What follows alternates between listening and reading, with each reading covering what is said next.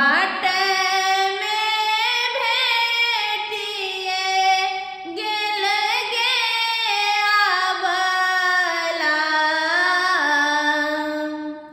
एकटा अन्हरा पुरुष एकटा अन्हरा पुरुष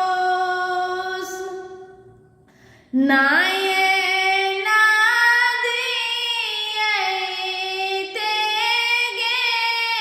आबला से लागल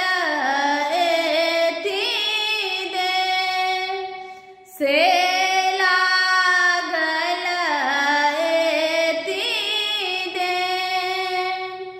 आन दिन उगै छै हो दीनानाथ आहे भोरे भिनसँ आहे भोरे भिनसँ आजुके दिन माहे दीनानाथ से लागल एथी दे से लागल एते दे बाट में भेटिए गेल गे आबला एकटा बाझनिया एकटा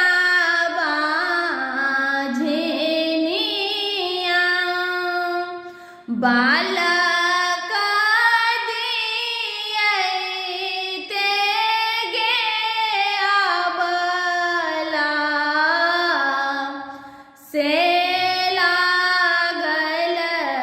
एथी दे से लागल एथी दे बाट में भेटिए गेल गे आबला एकटा कोढ़िया पुरुष एकटा कोढ़िया पुरुष काय बादियैते गे आबला से लागल एथी दे से लागल एथी दे आन दिन उगै छै हो दीनानाथ आहे भोरे भिनसँ आहे भोरे भिनसँ आजुके